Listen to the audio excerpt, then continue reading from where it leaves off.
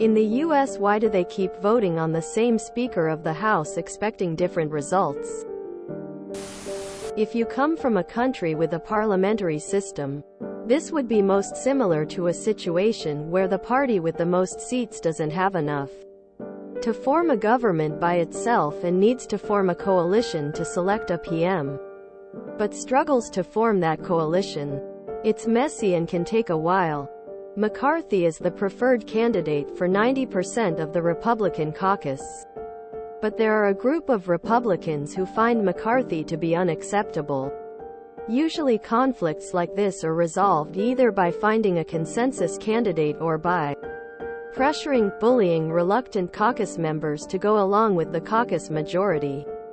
But 20 have stubbornly held their ground and refused to vote for McCarthy. The same thing nearly happened back in 2016. But that time McCarthy caved and stepped aside rather than see this happen. This time, he stupidly thought he could bully them to accept him even after pissing them off even more than they were 8 years ago. And with a much thinner margin, only 5 have to hold their ground for the vote to fail.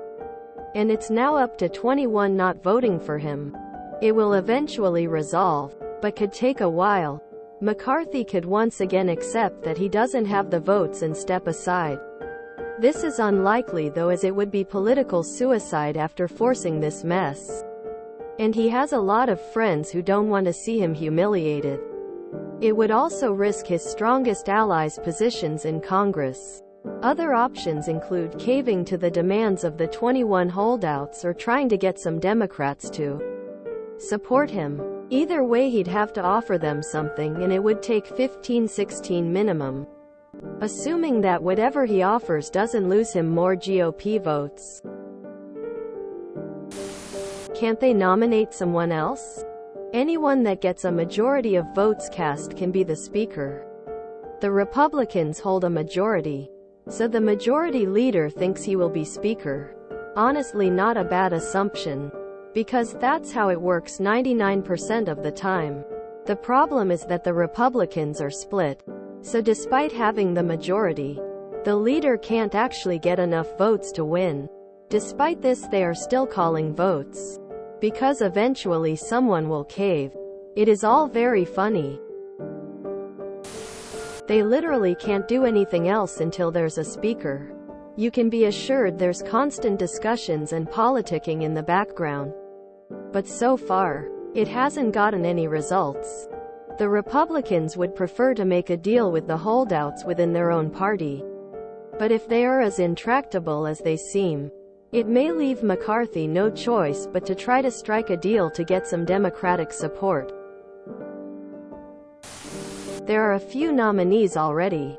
You need a specific number of votes, 218, to be voted in as Speaker. So he hasn't won because some members of the Republican Party have put forth another nominee, and that's taking some of the votes. They cannot do anything until they elect a Speaker. It is a compulsory first vote. You are probably wondering why they can't put the vote on hold until they have a deal. The answer is that they can, if they vote to adjourn early for the day. But adjourning early also takes a majority vote in the same way as electing a Speaker. So the same people preventing McCarthy's election can prevent adjourning. And so far they have been. There is backroom wheeling and dealing happening between each vote. They don't expect different results. They just figure that at some point the 1920 rebels will cave and McCarthy will be Speaker. They can't actually do anything until McCarthy wins because McCarthy is the one who swears them in. So there's technically no US House at the moment. OTOH. There's nothing they need to vote on. So they can all afford to wait a few days. If it gets too bad, a deal will be struck with the Dems. Can't they nominate someone else? Yes. Is only one guy in the running? There's the Democrat, Hakeem Jeffries, Republican Kevin McCarthy, and whatever Republican is having their turn as the not McCarthy vote sink. Could it be a Democrat or Republican? Yes. It also doesn't have to be a member of the House. I just don't understand why they keep voting on the same thing. It's the same people voting every time, right? Because McCarthy has built his entire political life around getting this position. He thinks it's his turn. And this is his only real chance. So they keep running the same vote, hoping that the not McCarthy people will change their mind if he gives them enough concessions, while ignoring that the core of that group has made clear that their only real demand is that he not be Speaker. And they have enough dedicated votes to stop him from ever getting it. McCarthy won't get out. The not McCarthys will never change their minds. And Democrats will keep voting for the Democrat because they have no reason to help the Republicans without massive concessions that aren't yet on the table. I'm just sitting here watching the fact that Hakeem Jeffries keeps getting 212 votes from all the Dems in unison, when you need 218 to win. Just needs 6 more and he's the Speaker, but not of the majority. Maybe enough of these votes will fail and 6 GOP members will take a deal from the Dems to vote for him as Speaker. LMAO. Odder things have happened in government. What do they think is going to change by voting over and over? They're doing a lot of arguing and deal-making within the Republican Party to try to get enough people to agree on a speaker. The rules force them to elect one, so they have to keep voting until they do. The Democrats so far are just sitting back and laughing their asses off, but may end up playing kingmaker if the Republicans can't agree on anyone. It's the same way they vote for a pope. Nothing else is going to get done until they figure it out, so they will keep voting every day until someone gets a majority. Republican voters have consistently elected obstructionists. It's now hilariously biting them in the ass. They did nominate someone else. Byron Donalds, a Florida Republican, is now in it. Voting over and over changes the dynamics of the situation. Voting 30 times has a different feel than voting once. After 30 times, some people may get frustrated and give in. Who knows? And voting again gives reps more opportunities to vote present and lower the threshold needed for someone to win. The other problem is that McCarthy is an insurrectionist who should be expelled. Don't bring 65% of us into this mess. Ask the Republicans why they do this. It's basically a game of chicken right now.